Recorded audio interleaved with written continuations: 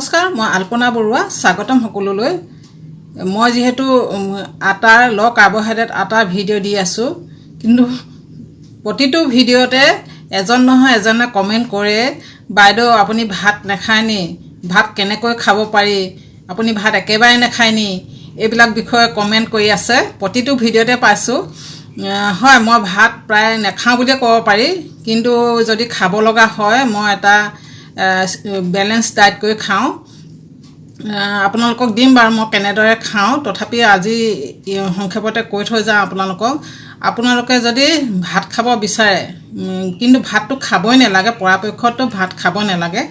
যদি খাব লগা হয় কেনেবাকৈ, আপোনালোকে গৰু ঘিউ, যিটো দেশী ঘি গৰু ঘিউ বুলি কয়, সেইটো গৰু ঘিউ আপোনালোকে 1-1.5 চামুচমান, 100 গ্ৰামহে ভাত ল'ব। 100 গ্ৰাম ভাতত গৰু ঘিউ 1-1.5 চামুচমান মিলাই সানি ল'ব। সানি লৈ পেলাই আপোনালোকে সেই ভাতখিনি খাব পাৰিব। তেতিয়া ব্লাড চুগাৰ স্পাইক নকৰে বা ব্লাড চুগাৰটো নেবাঢ়ে। কিন্তু 100 গ্ৰামৰ ওপৰত নল'ব।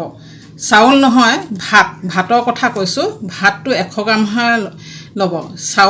চাউল সিজাই পেলাই 100 গ্ৰাম চাউল সিজাই পেলাই যিটো ভাত হয় সেইটো নহয়। ভাতহে 100 গ্ৰাম ল'ব।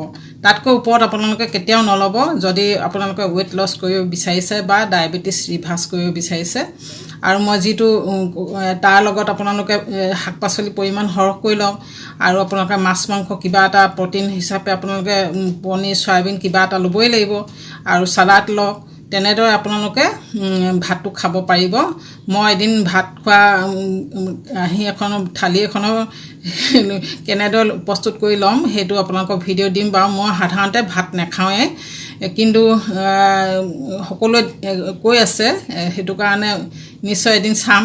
আজিকালিতো মোৰ ভাত খাবলৈ হ'লে ভয়ে লাগে, কাৰণ মই গম পাই গৈছোঁ। আমি সাধাৰণতে যেতিয়া ডায়েবেটিছ হয় তেতিয়া কি কৰোঁ, বা ৱেইট লছ কৰিবলৈ বিচাৰোঁ, তেতিয়া আমি চেনিখিনি নাখাওঁ, অলপো চেনি নাখাওঁ। কিন্তু আপোনালোকে গম পাইছেনে, 100 গ্ৰাম ভাত, মই যিটো 100 গ্ৰামৰ ভাত কথা কৈছোঁ, সেই 100 গ্ৰাম ভাতত 3-4 চামুচ চেনি থাকে। চেনি খোৱাৰ দৰে হয়। সেইটো কাৰণে মোৰ আজিকালি বৰ বিগতে লাগে ভাত খাবলৈ হ'লে, ভয় লাগে তাৰমানে কেনেবাকৈ কিজানি আকৌ বাঢ়ি যাব বুলি। কিন্তু হয়, তেনেদৰে গৰু ঘিউৰ লগত যদি আপোনালোকে গৰু ঘিউ সানি পেলাই খায়, তেতিয়াহ'লে পটককৈ ডায়েবেটিছটো বডিত ব্লাড চুগাৰটো নেবাঢ়ে তাৰমানে। কিন্তু পৰাপক্ষত আপোনালোকে ভাত খোৱাৰ কথা মনলৈ নানিবই। মই পাৰিছোঁ যেতিয়া আপোনালোকেও পাৰিব, কিয় নোৱাৰিব? ৰুটি খাই থাকিব নোৱাৰি নি? মই যিটো ৰুটিৰ কথা কৈছোঁ, ল কাৰ্বহাইড্ৰেট ৰুটি, সেইটোতো খাই থাকিব পাৰি। সেইটো কাৰণে কৈছোঁ, আপোনালোকে যদি ভাত খাব বিচাৰে তেনেহ'লে এইটো ছিষ্টেমত খাব।